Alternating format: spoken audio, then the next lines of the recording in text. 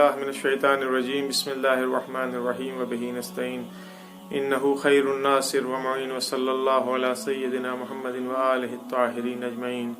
السلام علیک یا ابا الحسن یا علی بن ابی طالب یا حجت اللہ علی خلقہ یا سیدنا و مولانا انا توجہنا واستشفعنا وتوسلنا بک الی اللہ وقدمناک بین یدی حاجاتنا یا وجیہا عند اللہ اشفع لنا عند اللہ. عزیزان محترم، ناظرین کرام، آج 21 ماہ مبارک رمضان ہے. امت مسلمہ پھر سے یتیم ہو گئی ہے. یہ دن عاشور سے کم نہیں ہے. جس طرح سے عاشور کا غم ہے اس سے کم نہیں ہے امیر المومنین سلام اللہ علیہ کی شہادت کا دن. اپنی گزشتہ گفتگو سے ہی مربوط بات کو آگے بڑھاتے ہوئے کہ امیر المومنین علیہ الصلوۃ والسلام جب کسی منکر کو یعنی برے کام کو روکتے تھے تو کن ذریعے سے، کس طریقے سے، ان کا طریقہ عمل کیا تھا، کس طرح سے وہ کسی برے کام کو روکتے تھے اور اچھے کام کی ترویج کرتے تھے. یعنی امر بالمعروف اور نہی عن المنکر کا ان کا طریقہ کیا تھا، کیا شیوے تھے ان کے. میں نے عرض کیا تھا امیر المومنین سلام اللہ علیہ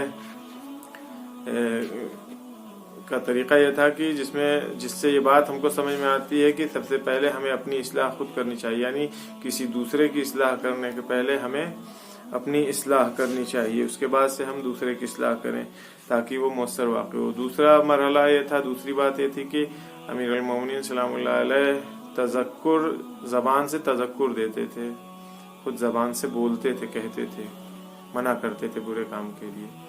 آج جس سلسلے میں گفتگو ہوگی وہ تیسرا مرحلہ ہے، تیسرا راستہ ہے. تیسرا راستہ عملی شیوا، عملی طریقہ سلام اللہ علیہ حضرت کا ہے کہ حضرت کیسے عملی طریقے سے امر المعروف یا نہی عن المنکر کرتے تھے. جب کسی کو برائی سے روکنا ہوتا ہے تو ضروری نہیں ہے کہ اس کے پیچھے ڈنڈا لے کے آدمی دوڑنے لگے، ضروری نہیں ہے کہ اپنی زبان سے ہی اسے ٹوکنے لگے، بلکہ اس کے مقابلے انسان عمل انجام دے. کبھی کبھی برائیوں کو اچھائیوں سے روکا جاتا ہے، اور کبھی کبھی نہیں بلکہ معمولاً ایسا ہی ہوتا ہے، اور اس کا جواب بھی مثبت اور پازیٹیو ملتا ہے ہمیں. لہذا تاریخ میں موجود ہے کہ ایک بار ایک جوان کسی جنسی گناہ میں مرتکب ہوا، اس کو پکڑ کے لایا گیا حضرت کے سامنے. جب امام علی علیہ الصلوۃ والسلام کے سامنے لایا گیا تو امام علیہ الصلوۃ والسلام نے اپنے ہاتھوں سے تازیانہ اٹھایا، اس کے ہاتھوں کے اوپر تازیانے یعنی جسے کہ یہ سزا دی، اس کو تازیانے کچھ ضرب تازیانے کے اس کے ہاتھوں کے اوپر امام نے مارا. اور فوراً خطاب کر کے جو حضرت کے کارگزار تھے، حکومتی کام کو انجام دینے والے جو افراد تھے، ان سے خطاب کر کے کہا کہ بیت المال سے اس جوان کو کچھ پیسے دو تاکہ یہ جا کر کے فوراً شادی کرے. یعنی کیا مطلب ہے؟ یعنی یہ جوان اگر اپنے فقر و تنگ دستی کی وجہ سے شادی نہیں کر سکتا ہے اور جنسی گناہ میں کا مرتکب ہو رہا ہے تو یہ حکومت کی ذمہ داری ہے، حکومت مسلمہ کی، حاکم وقت کی ذمہ داری ہے کہ وہ ایسے جوانوں کو پیسے دے، ان کو سرمایہ دے تاکہ وہ جا کر کے اس پیسے سے شادی کریں، اپنی اسٹینڈنگ کریں اور گناہوں سے اپنے آپ کو محفوظ رکھیں. یہ ہے امیر المومنین کا عملی اقدام. حضرت نے صرف زبان سے نہیں کام چلایا بلکہ عملی میدان میں آ کر کے گناہ کے روکنے کے لیے انہوں نے ایک یہ نمونہ عمل ہمارے سامنے پیش کیا ہے. خالی یہی مثلا اس طرح کے ہی معاملے میں نہیں کہ صرف ایک مسلمان کی مدد کیا ہو حضرت نے، بلکہ ایک بار امیر المومنین سلام اللہ علیہ ایک جنگل سے گزر رہے تھے اپنے کچھ ساتھیوں کے ساتھ. دیکھا سڑک کے کنارے ایک ضعیف انسان جو مسیحی مذہب کا تھا، عیسائی مذہب کا تھا، وہ بیٹھا ہوا تھا سر جھکائے، کافی پریشان سا تھا. حضرت نے لوگوں سے پوچھا یہ کون ہے؟ کہا حضور یہ ایک عیسائی ہے، بیکار ہے، کسی کام کا نہیں ہے، یہاں پڑا ہے اس بری سی حالت میں. تو حضرت نے کہا کہ یہ کیا طریقہ ہے؟ اس کی ذمہ داری حکومت اسلامی کی ہے، اس کی ذمہ داری حکومت اسلامی کی. جب تک اس کے جسم میں جان تھی، طاقت تھی، تب تک تو سب نے اس سے استفادہ کیا، اس کی طاقت کا، اس کی قدرت کا. اب جب اس کے جسم میں طاقت اور توانائی باقی نہیں ہے تو اس کو چھوڑ دیا. فوراً حضرت نے خطاب کیا کہ اس کی پوری ذمہ داری حکومت کی ہے. یہ نہی عن المنکر ہے، امر بالمعروف ہے جو امیر المومنین سلام اللہ علیہ عملی طریقے سے بیان فرما رہے ہیں. اور چوتھا مرحلہ یا چوتھا طریقہ جو حضرت نے انتخاب کیا تھا جو ان کی سیرت میں ہمیں ملتا ہے، جو افراد امر بالمعروف اور نہی عن المنکر کرتے ہیں ان کی امیر المومنین سلام اللہ علیہ حمایت کرتے تھے، ان کا دفاع کرتے تھے۔ آج ہمارے معاشرے میں کیا ہوتا ہے، اگر کوئی انسان کسی کو کسی اچھے کام کے لیے ٹوک دے اور اس اچھے کام کو ٹوکنے کی وجہ سے کہیں کوئی اختلاف برپا ہو جائے، لوگ لڑنے لگے کھڑے ہو کر کے، ہم بہت زیادہ کریں گے تو منہ بند کر کے کھڑے ہو کے تماشا دیکھیں گے۔ اس کی یعنی اس عامر امر بالمعروف یا نہی عن المنکر کی ہم اس کا دفاع نہیں کریں گے، اس کو بچائیں گے نہیں، اس کا سپورٹ نہیں کریں گے کہ نہیں اس نے تم کو غلط کام کے لیے نہیں ٹوکا ہے۔ کوئی کسی کو برے کام کرتے ہوئے دیکھے گا، اس کو ٹوک دے گا تو اس کے اوپر سب لوگ آج کے زمانے میں گر پڑتے ہیں، مارنے پیٹنے لگتے ہیں، گالی گلوچ کرتے ہیں، وہ بیچارہ مظلوم واقع ہوتا ہے۔ حضرت کا طریقہ یہ تھا کہ جو امر بالمعروف کرتا تھا اس کی حمایت کرتے تھے، جو نہی عن المنکر کرتا تھا برائیوں سے روکتا تھا اس کا وہ دفاع کرتے تھے۔ چنانچہ تاریخ میں موجود ہے جناب ابوذر کا واقعہ آپ نے سب لوگوں نے سنا ہے کہ خلیفہ سوم نے جناب ابوذر کے اوپر اتنے سارے سینکشنز اور پابندیاں لگا دیا تھا کہ ان کی زندگی کے لیے بے انتہا مشکلات پیش آ رہی تھی۔ آخر میں اس کے پہلے معاویہ نے شام سے رخصت کیا تھا، شام سے دربدر کیا، ان کو مدینے بھیج دیا۔ مدینے میں آئے تو جناب ابوذر چونکہ حقگو انسان تھے، ابوذر کی تقریریں اور ان کے خطابات خلیفہ سوم کے مزاج کے اوپر بہت بھاری گزرتے تھے، سارے راز کھلتے جا رہے تھے۔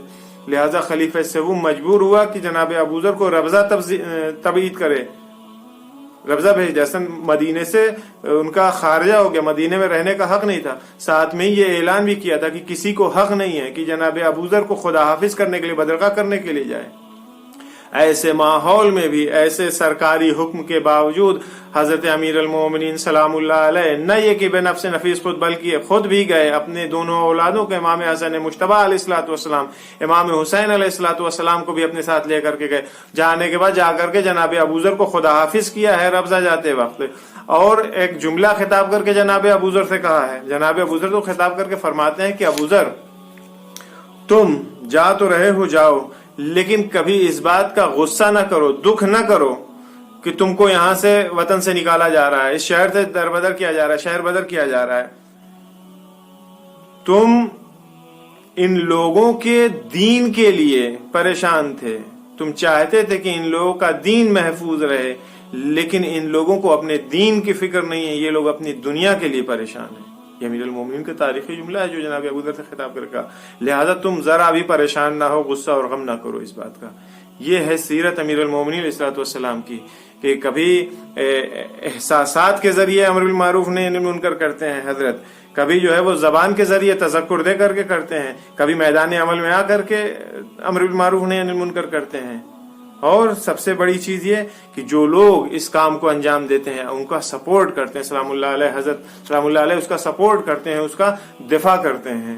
یہ ہے سیرت۔ اگر ہم بھی ان سیرت کے اوپر عمل کریں تو ہم بھی امیر المومنین علیہ الصلوۃ والسلام کے بہترین شیعہ اور بہترین چاہنے والے بن سکتے ہیں۔ البتہ صرف زبانی دعویٰ کافی نہیں ہے، ہمیں میدان عمل میں آنا پڑے گا۔ عزیزوں، آج قیامت کا دن ہے۔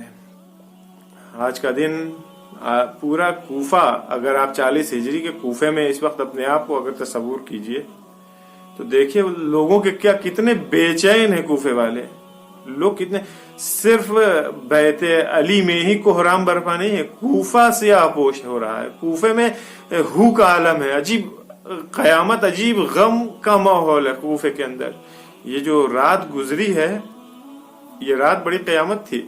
ہم سب لوگ تو افطار کر رہے ہیں، سحر کر رہے ہیں، کھا رہے ہیں، پی رہے ہیں، ٹھنڈے گرم جیسا ہی ماحول ہے، لیکن کیا آل رسول نے 2 دن سے افطار اور سحر کیا، روزے پر روزہ رکھ رہی ہیں نا اولادیں امیر المومنین سلام اللہ علیہ کی۔ امیر المومنین زہر اتنا کاری تھا کہ اس کے اثر سے بار بار غش میں جاتے ہیں، افاقہ ہوتا ہے، ہوش میں آتے ہیں تھوڑی دیر پھر بے ہوش ہو جاتے ہیں۔ کل جو رات گزری ہے ایک دفعہ تاریخ میں موجود ہے کہ امام حسن مجتبی علیہ الصلوۃ والسلام نے اپنے بابا کا سر اپنے زانو کے اوپر رکھا۔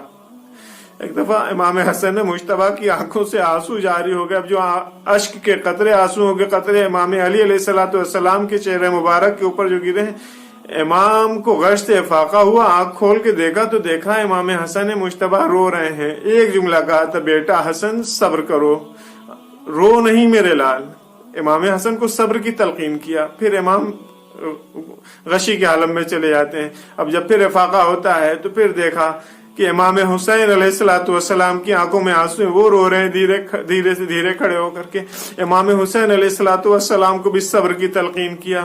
پھر امام علیہ الصلوۃ والسلام غش میں چلے جاتے ہیں، لیکن اب جو تھوڑی دیر بعد پھر افاقہ ہوتا ہے تو امام علیہ الصلوۃ والسلام کے کانوں میں رونے کی ایک آواز آئی۔ جیسے یہ رونے کی آواز کانوں میں آئی، امام علیہ الصلوۃ والسلام تڑپ گئے۔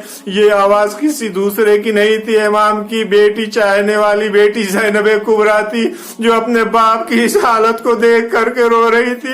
میرا مظلوم امام اپنی بیٹی کے آنسو کو برداشت نہ کر سکا، ایک دفعہ چیخ مار کے امیر المومنین نے رونا شروع کیا، فریاد ہے یا علی مرتضی، آج آپ اپنی بیٹی کی آنکھوں سے آنسو برداشت نہیں کر سکتے، اس کی سسکیاں برداشت نہیں کر پا رہے، ارے ذرا کربلا میں آئیے گا، دیکھیے گا زینب کے ساتھ کیا ہو رہا ہے۔ آواز دے رہی ہے، اے پیسر سعد، میرا ماں جایا مارا جا رہا ہے، تو کھڑا دیکھ رہا ہے۔ جزاکم ربکم خیر الجزا۔ عزیزوں، یہ رات بڑی قیامت کی رات تھی آل علی کے اوپر۔ امیر المومنین غش میں جاتے ہیں، فاقہ ہوتا ہے، سب کو بلاتے ہیں، گفتگو کرتے ہیں۔ اسی اثنا میں امام حسن مجتبیٰ علیہ الصلوۃ والسلام کو بلایا، سارے گھر والوں کو اکٹھا کروایا، ایک ایک کا ہاتھ امام حسن مجتبیٰ کے ہاتھ میں دیا۔ بیٹا حسن، آج سے تم امام ہو، بیٹا حسن، آج کے بعد ان تمام لوگوں کی ذمہ داری تمہارے اوپر ہے۔ امام نے اپنی آنکھوں کو بند کر لیا۔ اب جو تھوڑی دیر بعد آنکھ کھلی تو کانوں میں ایک سسکیوں کی آواز تھی، بیٹا حسن، یہ کون رو رہا ہے؟ بابا، یہ ہماری ماں ام البنین رو رہی ہے۔ بلا رہے، ہاں ام البنین کو ادھر بلا۔ ام البنین آئی۔ ام البنین، تمہارے رونے کی کیا وجہ ہے؟ ہاتھوں کو چھوڑ دیا، میرے والی ہماری طرح مجھ سے کیا خطا ہو گئی تھی؟ آپ نے اپنی آرزو، اپنی تمنا کو فراموش کر دیا۔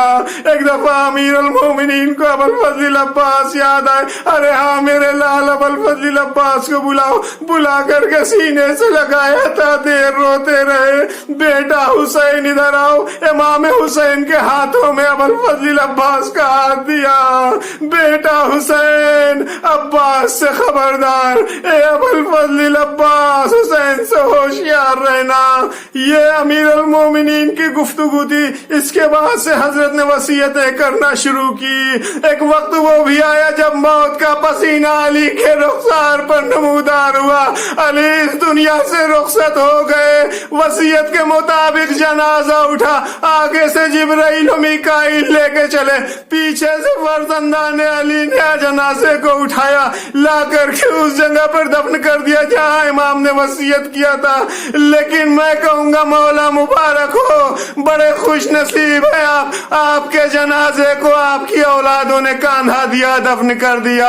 لیکن ہائے رے حسین، کربلا میں شہید ہو گیا، بیٹا موجود تھا لیکن باپ کو دفن نہ کر سکا۔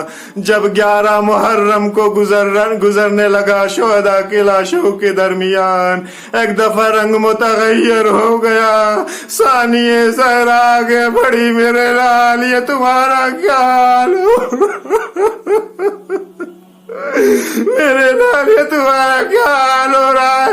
پھوپھی اماں، آپ نے نہیں دیکھا تھا لیمر نے اپنے کشتہ ہے نا جس کو دفن کر دیا، میرا باپ بے گھور کفن پڑا ہے۔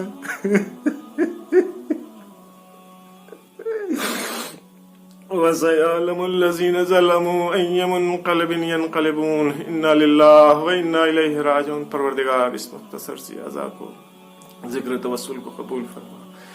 مریضوں کو، جن لوگوں نے دعاؤں کے لیے کہا، اللہ مریضان منظور کو شفا کامل عاجل عنایت فرما۔ اللہ یہ ایام، یہ روز، یہ شب قدر ہے، اللہ گناہوں کی مغفرت فرما، ہمارے مرحومین کی مغفرت فرما۔ جن لوگوں کا ہمارے اوپر حق ہے اللہ ان کی مغفرت فرما، اگر وہ باحیات ہیں ان کی توفیقات، ان کے حسنات میں اضافہ فرما۔ میرے مالک ہماری دعاؤں کو مستجاب فرما، حج و زیارت نصیب فرما، مسلمانوں کی، مومنین کی جان مال عزت آبرو کی حفاظت فرما، امام زمانہ کے ظہور میں تاجیل فرما۔ ربنا تقبل منا انک انت السمیع العلیم۔